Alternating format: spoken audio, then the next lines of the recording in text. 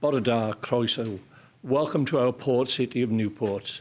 We've got a long and proud tradition of welcoming people from all races, all nations, and as a port city, that door is always open to our friends across the world. I'm tremendously heartened this morning when I see our divided and in some places fractured world that you of all faiths have come together to try and learn from one another, to try and establish common grounds, and I wish you much success today and for the future. This was an engagement I was looking forward to and is so important, and I do praise you for what you've achieved, and it will become very apparent as the day progresses. But I'm delighted to be here. I think it's a privilege for all of us to be here, but particularly for me, having the opportunity to open this important conference. The matter we are going to talk about today touched upon everyone. So be prepared and be open, because your contribution, whether by speaking today here or by enriching the discussion, is really going to be first documented, and then we hope that it is going to ease the tension of the world today. Let us have a high ambition. It's a great privilege to be here because as the Queen's representative, I guess, Her Majesty the Queen is not only head of our state, but she's also head of the Commonwealth. The Commonwealth stands for shared values, welcomes interfaith. I'd also like to commend the Onyx Foundation for this fantastic gathering. You brought together people of all faiths, of no faiths, to discuss some of the issues of challenges that we face in citizenship and interfaith issues. So thank you very much. Once again, you've brought together such a diverse and fantastic range of speakers and delegates. Your conference last year was a great success, partly because it did give people the opportunities to meet each other from different backgrounds and beliefs, discover how much we have in common. This paper actually addresses the question of how our shared values may facilitate the role of the government in maintaining an active relationship with citizens, that is to say, engagement or participation with regards to the overlapping task of securing liberty, peace and safety, and representation. Enforcement of the law is necessary for public safety, but still it is a form of compulsion that may create chronic problems. The ideal alternative may be willful law abiding that requires awareness of the spirit of law. Fostering the culture of willful law abiding needs both community and political leadership that extends trust, respect, and love to people, since our society also learns by example. Our community relations are moral-based political relations. Let us UK citizens follow the way of the most senior citizen of us, Her Majesty the Queen, when she says, "My government," and I feel it. Let us experience that homey feeling of ownership to our bigger home and family, and actively engage in our home affairs. Christianity and the state. This is what it's all about. It's the overlap between the two. Many people think that Christian faith should be completely separate from the state. We should keep ourselves to ourselves and not intervene or participate in the affairs of the state. So that's what it might look like. Others have said, oh, well, wait a minute, we've been here before. You've tried to dominate society, and this is what it looked like, with bad repercussions, as we know. The reality is that it's probably more measured. There's probably a little bit of overlap between the Christian faith and the state. And this might apply to all other faiths as well. Nothing like Venn diagrams to keep you going. According to Christians, the real freedom that we have is gaining happiness through the example of our Lord Jesus Christ. Not just in loving our neighbor, but in all those wonderful other things that he presented to us. Good citizenship based on adherence to the law of the land, along with positive civic engagement, is important, as is adherence to our respective faith traditions. And it's wonderful to see so many different people of so many different faiths in the room. Citizenship can help an individual understand and respect the norms of society and thus enhance his or her opportunities. Skills in citizenship often help people to succeed materially in education and their standing in society. The teaching of our great faiths, on the other hand, frequently challenge social norms. And religious teachings have nothing to do with conformity or, equally importantly, matters of material gain, but rather how they can better society as a whole. In his very first sermon, Guru Nanak declared, "Na koi Hindu, na koi Musalman," that in God's eyes there is neither Hindu nor Muslim, and by today's extension, Christian, Sikh or Jew. God, he taught, is not interested in our religious labels, but in the way we behave. These universal and immutable teachings are, however, different to citizenship, I'd argue. Let me illustrate. So when my father came to London in the 1960s from the Punjab, sort of northern region of India, it was not unusual for him to come across signs which read, "No blacks, no dogs, and no Irish." It was only later, when race relations legislation was enacted, that this stopped. Citizenship teaching at the time would not have criticised this behaviour. It would have rather have accepted it to be the norm, save for a few brave individuals who pushed back against egregious prejudice. Faith which promotes equality for all and stands up for social injustice remains a beacon for hope for humanity in an increasingly fractured and troubled society. We have a moral responsibility to nurture values which promote fairness, justice, equality, tolerance, and rights for all.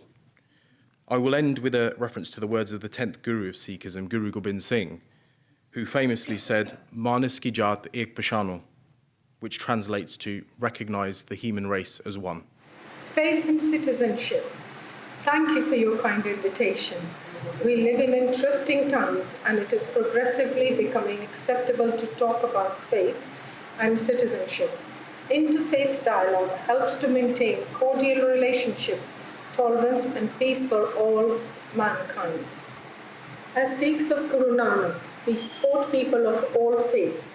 We stand alongside with every human rights to be safe, to live in grace, dignity, and to worship regardless of race, ethnicity, gender, or religious affirmations.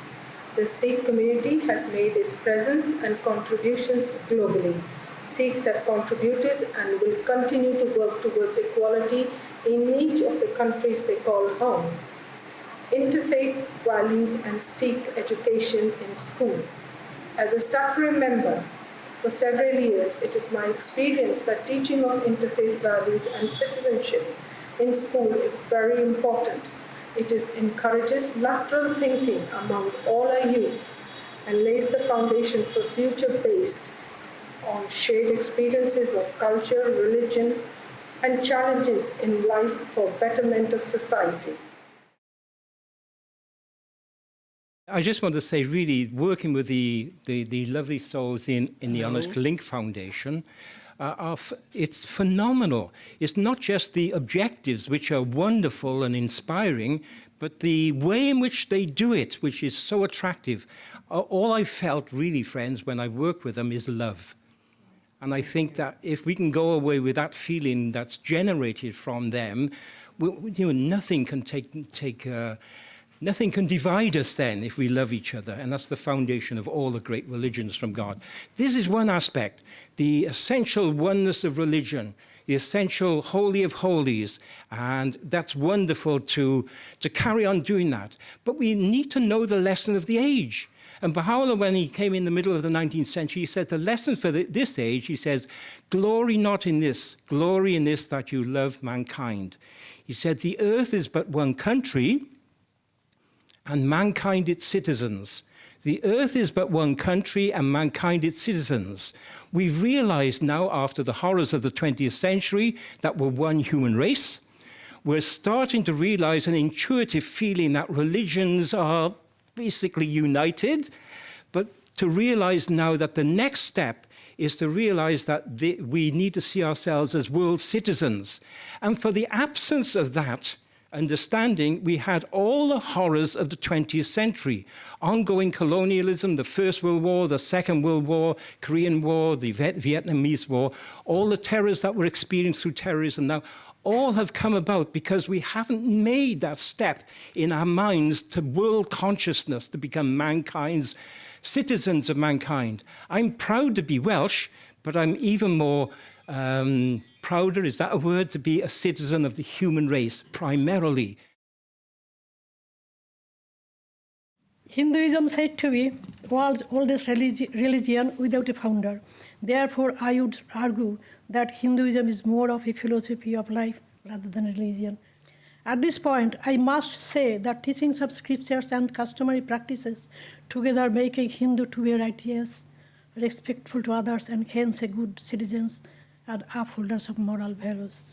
The Sanskrit word for philosophy is darshana, or saying, which implies that Hinduism is not merely based on intellectual speculations, but is grounded upon direct and immediate perceptions. It's not hypothesis, but it is practice, evidence-based practice.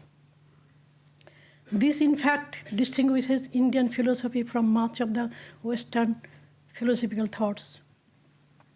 Though Hinduism seems to be a philosophy of life in a mystic way, adherence to a restricted and hard life, but I believe that it makes a Hindu a law-abiding citizen, even in today's socio-political societies. Mahatma Gandhi is an example for that. So when it comes to the relationship between Wicca and state, it's got to start internally. It's got to start with yourself. We have various trappings. We do have wands.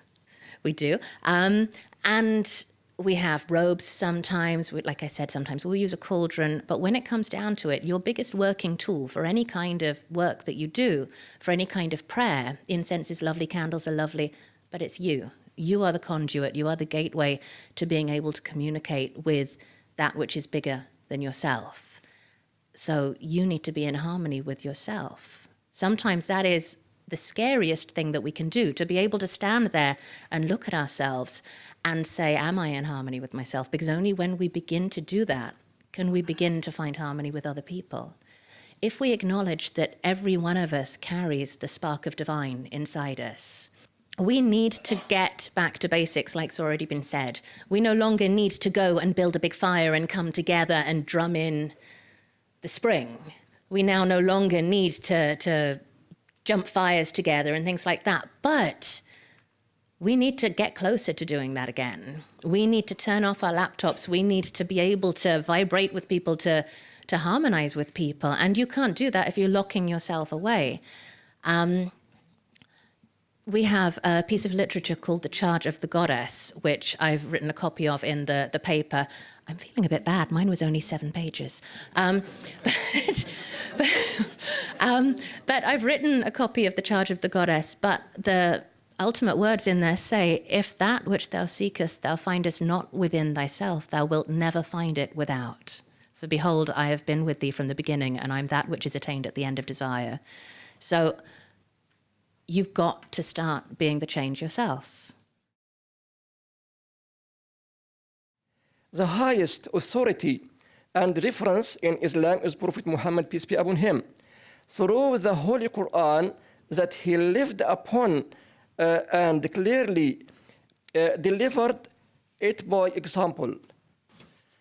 As for those who migrated to a safe land, their religious duty is to loyal to it, respect the law and social norms therein, and participate fully in the civic responsibilities. After the migration of Prophet Muhammad, peace be upon him, to Medina, he established his first community as an example for humanity. It was established upon a covenant or dhimma of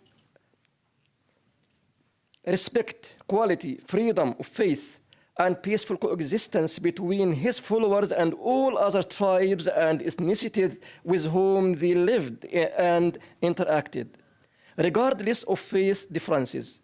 This was the first society constituted upon equality in belonging, civil rights, freedom of faith, and peaceful coexistence. At the moment, the Prophet, peace be upon him, declared his belonging to that community, saying to his followers, whomsoever oppresses, regrets, abuses, or defrauds a dhimmi. Dhimmi means the one who accepted my covenant. That's to say, a peaceful citizen. So the one who oppresses the citizen, degrades or abuses or defrauds them, I shall be his opponent on the day of judgment. Mostly, I want to give my special appreciation to Sheikh Abu Ghran, who I've known for several years and have had the honor and the privilege to benefit from his learning and from his wisdom. But I wanted to focus specifically on the Jewish perspective, not necessarily tie in all the connections with Islamic history, and also with UK history. So first I'll go over to what happened in the ancient Hebrew Republic, and then I'll talk a little bit more about what's happened in the United Kingdom. All the terms we've talked about, or everything that's important to us, the idea of being a nation, important to this conference, is being a nation, a citizen, coexistence, equality, faith, and morality. All these things are talked about in the Bible. We can see, for an example, we're talking about the children of Noah, who was supposed to have, he was said to have 70 sons, and each of these sons made a nation. And at the very end of that verse in Genesis 10:31, it talks about these nations are defined by their families, their language, and their land. And we see that even today in legal history, in law, we have people, their nationalities are defined by these exact three terms: their families, jus sanguinis or jus solis, by their land where a person is born, or by naturalization, by their language and culture. A nation, in the biblical concept, first, in order to get to the concept of citizen, I'd like to define what is a nation. So a nation is less than a global concept. In fact, in the Torah, the concept of being totally global and homogeneous is not a good thing. We read about the Tower of Babel, where it says the entire world and the entire earth was the entire earth was of one language and uniform words. And they said, come, let us build ourselves a city, Babel, a tower on its top, and make war with God. And the idea is, if you lose distinctions, if everybody is the same, you begin to think you know everything. There's nothing else to learn. It's only when you see differences and there's something beyond yourself that you're challenged to realize that people may not know everything. And if everything becomes homogeneous, then we fall into pride. The practice of citizenship comes down to individuals and their relationships. This begins with one's relationship to oneself, and from there expands outwards to family, community, and environment. So one is naturally inclined to be kind and open, and one wishes to make the other happy. Not just for oneself to be happy, but to wish the other to be happy. And the good thing about this is you don't have to be a Buddhist to do this. My name is Eleyaas, and I'm 19 years old and I currently study at Cardiff University. I'm a third-generation British citizen, and my family have a strong historic link with Wales. My grandfather was a war veteran who fought in the Second World War and the Falklands War. So during my gap year last year, I ran a homework club helping disadvantaged young people within my community first area with any academic problems they face in school. Spending 90 minutes a week with 7 pupils aged between the ages of 11 and 13, not only do I feel a sense of gratitude on a personal level, it gave me a sense of responsibility. It enhanced my time management skills and other traits needed to excel in life.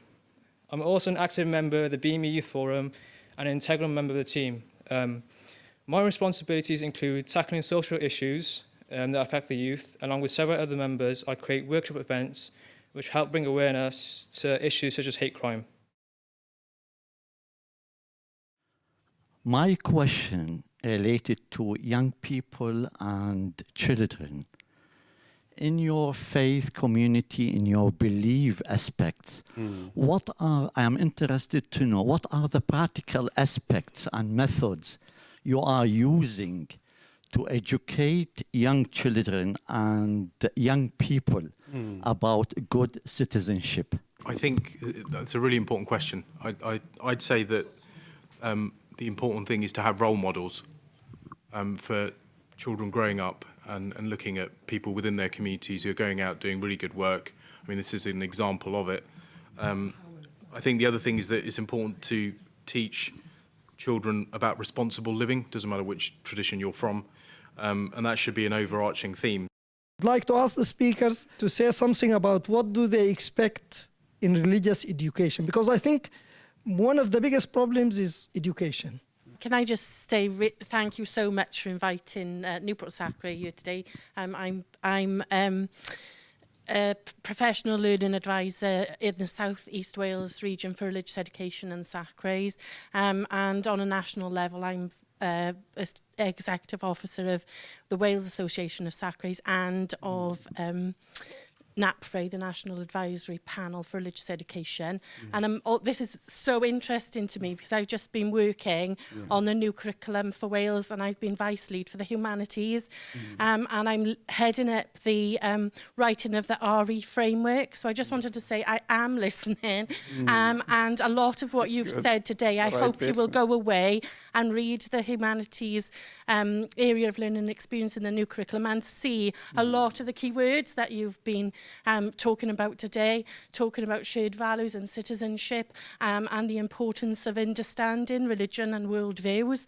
And, you know, my heart is warm today being here and seeing such good role models for our young people in Wales. My question is basically is that we are blaming the children and young people.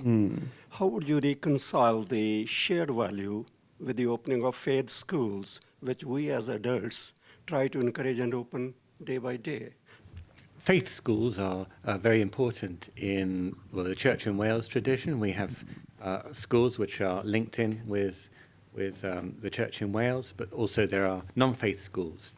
What we find in faith schools is that even if you're not necessarily a Christian child, you could be Muslim or Jewish child or some other faith. The fact is the value of learning about faith in itself that's so important. And I think parents also often send their children to schools that actually pronounce the learning of faith and the understanding of it, despite the fact that the school nominally is not the same faith as the parent or the parents themselves. It's very important to teach good things. But it's even more important to have love behind something. Something that was said earlier about bringing more education or religious education into school, and obviously educating our youth, but also just thinking about it from the other side. Just a quick question to everyone here who has children, young or old. Have you considered becoming governors within the school? Because we've got to spread the message the other way. I thought the last comments were extremely important and really good questions. You know, what do we do with the next generation? What do we do with the children? I have a lot of children, and they've heard me speak all the time about how we have common roots, how there's so much that we, traditions that have come down with different paths, but we're all going essentially to the same direction, and that we're actually in like a race or a competition for good. We should, and then when I went to Ramallah and brought a sheikh home to my house, my kids were totally shocked. They'd heard this all the time, but when they actually saw the kindness, or they saw, like they had the Pittsburgh shooting, there was a synagogue where people were killed, and the Muslim community came out and stood for that. And in Sri Lanka, the people who came out and really stood for it. I want to point out there's two things going on. Surely there were the people who came out and stood and defended them, but there were also the myriad of children who were watching that. The Interfaith Council of Wales this year is holding a whole series of interfaith events, hopefully one a month, with a cumulative or a sort of celebratory event in Interfaith Week in November, that we will have all the faiths coming together, all different faiths that are represented by the Interfaith Council. So children are going to be welcome to that. They're not just for adults and for people who are already involved in interfaith. Please, everybody come along.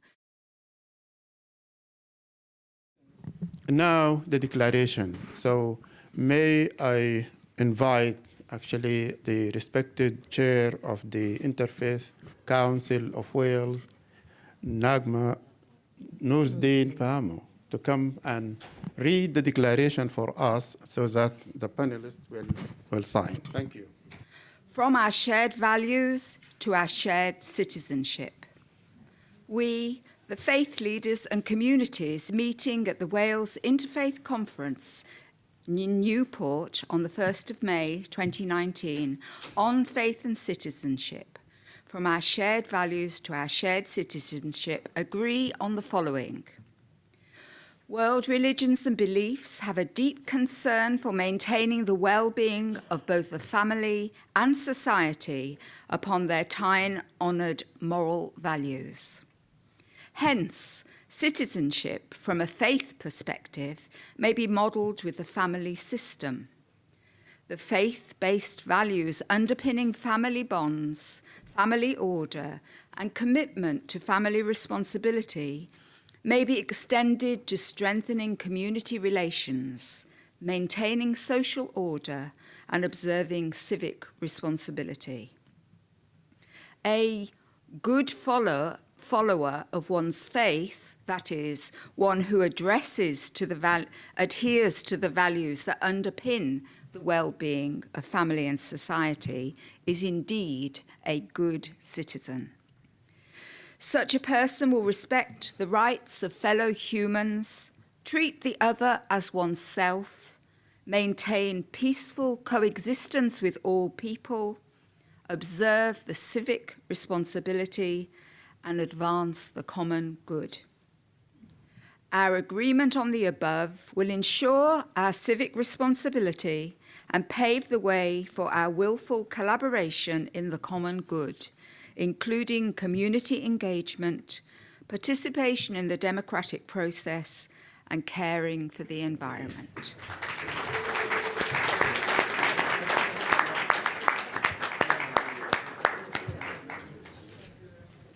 Thank you. That was wonderful. Thank you very much. Rabbi Ben Abrahamson.